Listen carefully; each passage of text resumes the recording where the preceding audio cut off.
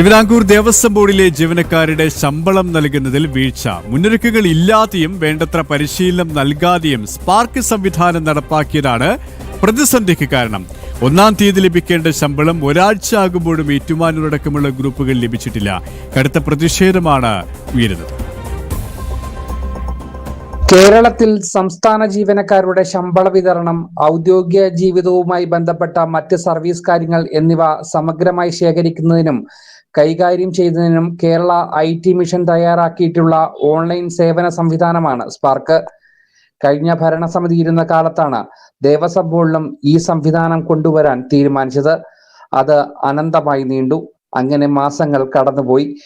Spark കൈകാര്യം ചെയ്യേണ്ട ഉദ്യോഗസ്ഥർക്ക് കൃത്യമായി പരിശീലനം നൽകിയില്ല. മുന്നൊരുക്ക പ്രവർത്തനങ്ങളിലും വീഴ്ചയുണ്ടായി.